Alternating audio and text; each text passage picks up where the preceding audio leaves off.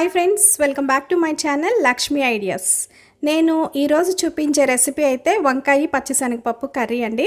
ఇదైతే చాలా చాలా టేస్టీగా ఉంటుంది. సో మీరు తప్పకుండా ఒక్కసారి అయితే ట్రై చేయండి. ఈ రెసిపీ ఎస్పెషల్గా చెప్పాలంటే వెజిటేబుల్ కర్రీస్లో నాకు ఇది చాలా చాలా ఇష్టమైన కూర అనమాట. సో ఇది చాలా ఈజీగా చేసుకోవచ్చు, అదేవిధంగా సూపర్ టేస్ట్ అయితే ఉంటుందండి.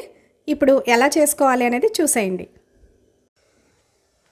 సో వంకాయలు అయితే ఇలా తీసుకున్నానండి, చిన్నవి అనమాట. సో ఈ కలర్వి తీసుకున్నాను, ఇవైతే బాగుంటాయండి. సో నెక్స్ట్ వచ్చేసి ఇది పచ్చిశనగపప్పు అనమాట. ఈ పచ్చిశనగపప్పు అనేది నానపెట్టుకోవచ్చు, లేదా మనం కొంచెం ఉడికించుకోవాలండి. సో ఈ కర్రీకి ఉడికించుకుంటే బాగుంటుంది. సో నేను ఇది ఉడికిస్తాను అనమాట. నెక్స్ట్ వచ్చేసి ఈ వంకాయలు అనేవి ముక్కలుగా అంటే హాఫ్కి కట్ చేసి ఒక్కొక్క దాన్ని 4 స్లైసెస్గా అయితే కట్ చేసేసుకుంటాను. సో చూడండి, వంకాయని ఇలా చిన్న ముక్కలుగా అయితే కట్ చేసేసుకున్నాను. ఎప్పుడు కూడా వంకాయ అనేది వాటర్లో కొంచెం ఉప్పు వేసుకుని దాంట్లో కట్ చేసుకోవాలండి, అప్పుడు మనకి ముక్కలు అనేవి కండ్ర రాకుండా ఉంటాయి అన్నమాట. సో ఇది అయిపోయింది. శనగపప్పు కూడా బాయిల్ చేసి పెట్టుకున్నాను కదా. నెక్స్ట్ ఒక బిగ్ సైజు ఆనియన్ అయితే ఇలా చిన్న చిన్న పీసెస్గా కట్ చేసుకున్నానండి. సో 2 పచ్చిమిర్చి ఇలా చిన్న ముక్కలుగా అయితే కట్ చేసుకున్నాను. ఇప్పుడు స్టవ్ మీద ప్యాన్ పెట్టేసుకుంటానండి. సో ప్యాన్ పెట్టుకుని ఆయిల్ వేసుకుంటున్నానండి. సో ఆయిల్ వచ్చేసి ఒక 3 టేబుల్ స్పూన్స్ దాకా వేసుకుంటాను, ఎందుకంటే ఈ కర్రీ కొంచెం ఆయిల్ ఎక్కువ ఉంటేనే టేస్ట్ ఉంటుందండి. సో ఇలా ఆయిల్ వేసుకుంటున్నాను.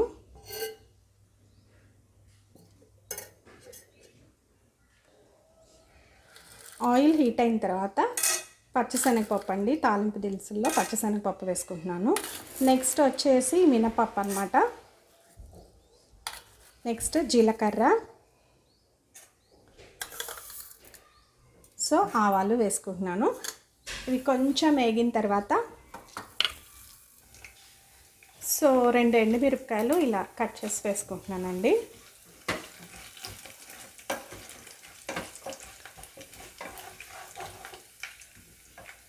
నెక్స్ట్ వచ్చేసి కరివేపాకు 2 రెమ్మలు.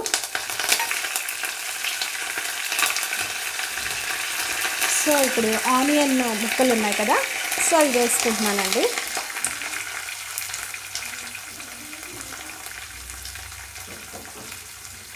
నెక్స్ట్ వచ్చేసి పచ్చిమిర్చి.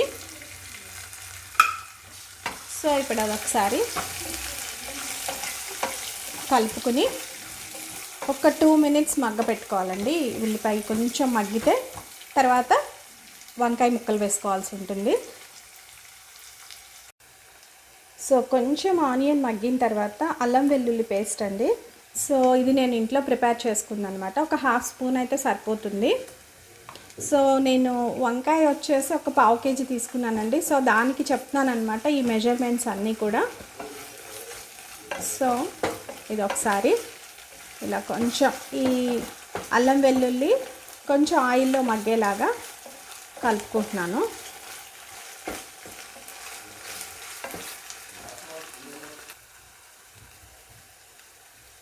సో ఇప్పుడు వచ్చేసి ఈ వంకాయ ముక్కలన్నీ కూడా దీంట్లో వేసేస్తున్నానండి. సో వంకాయ కూడా త్వరగానే మగ్గిపోతుందండి మనకి.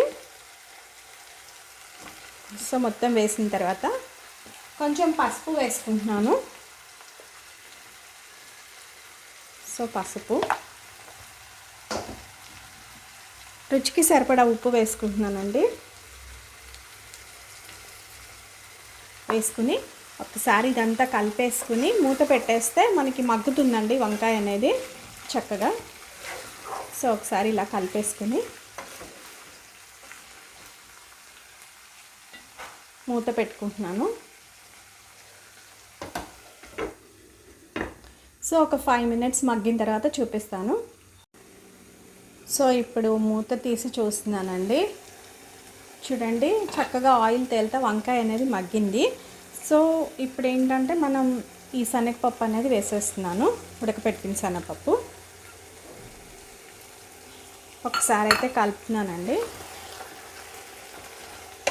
శనగపప్పు వేసిన తర్వాత ఒక్కసారి కలుపుకుని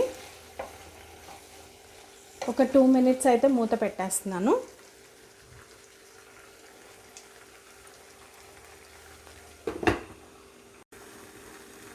ఇప్పుడు ఒకసారి మూత తీసి కొంచెం కలుపుకుని మనం కారం వేసుకోవాలండి. సో చూడండి ఈ విధంగా వస్తుంది. సో ఇప్పుడు కారం వేస్తున్నానండి. ఇలా కారం వేసిన తర్వాత ఒకసారి కలిపేసుకుని ఒక 2 మినిట్స్ మూత పెట్టుకుంటాను. ఫ్లేమ్ కూడా తగ్గించుకుంటానండి, అంటే సిమ్లో పెట్టుకుంటాను అనమాట. చక్కగా మగ్గుతుంది కారం అది. సో ఫ్లేమ్ తగ్గించుకొని మూత పెట్టేసుకుంటున్నాను.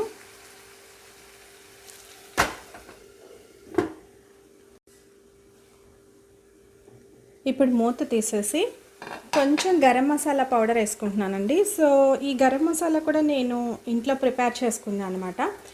సో 1/2 స్పూన్ వేసుకుంటున్నానండి. ఇది చిన్న స్పూనే అనమాట, జస్ట్ అంటే కొంచెం వేసుకుంటే సరిపోతుంది.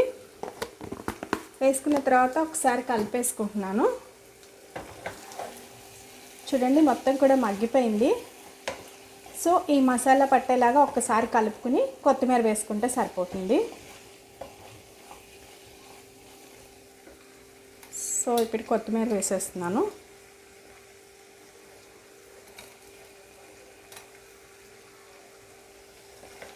సో చూడండి ఇది 1 మినిట్ ఆగి ఆఫ్ చేసేస్తాను.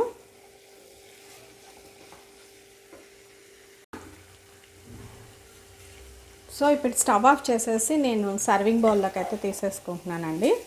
సో అయిపోయిందనమాట. సో ఇప్పుడు నేను ఇదంతా కూడా సర్వింగ్ బౌల్లో తీసుకుంటున్నానండి. సో మనకి ఈ వంకాయ శనగపప్పు కర్రీ అనేది రెడీ అయిపోయింది కదా. ఇదైతే చాలా చాలా బాగుంటుందండి. ఈ రెసిపీ అయితే నాకు మా వారికి చాలా ఇష్టం అనమాట. పిల్లలు అయితే తినరు కానివ్వండి, మేమిద్దరం చాలా ఇష్టంగా తినే రెసిపీ ఇది అనమాట వెజిటేరియన్లో. సో మొత్తం కూడా బౌల్లోకి వేసేస్తున్నాను. పైన కొంచెం కొత్తిమీర గార్నిష్ చేసుకుంటాను. సో బౌల్లోకి మొత్తం తీసుకున్న తర్వాత కొత్తిమీరతో అయితే గార్నిష్ చేసుకుంటున్నానండి. సో ఈ కర్రీ ఎక్కువగా మనకి ఆంధ్ర సైడ్ అయితే ఫంక్షన్స్ అప్పుడు భోజనాల్లో పెడతారండి. నాకైతే చాలా చాలా ఇష్టం అని చెప్పాను కదా. సో ఇదైతే చాలా టేస్టీగా ఉంటుందండి. మీరు కూడా ఒక్కసారి అయితే తప్పకుండా ట్రై చేయండి. ఈ వీడియో కనుక మీకు నచ్చినట్లయితే లైక్ చేయండి, మీ ఫ్రెండ్స్కి రిలేటివ్స్కి షేర్ చేయండి. ఇలాంటి మరిన్ని వీడియోల కోసం నా ఛానల్ని సబ్స్క్రైబ్ చేసుకోండి. పక్కనే బెల్ ఐకాన్ ఉంటుంది, దాన్ని కనుక మీరు యాక్టివేట్ చేసుకుంటే నేను వీడియో పోస్ట్ చేసిన వెంటనే మీకు నోటిఫికేషన్ ద్వారా తెలుస్తుంది. కింద కామెంట్ సెక్షన్లో ఈ రెసిపీని మీరు కూడా ట్రై చేసి ఎలా వచ్చింది అనేది తెలియచేయండి. Thanks for watching.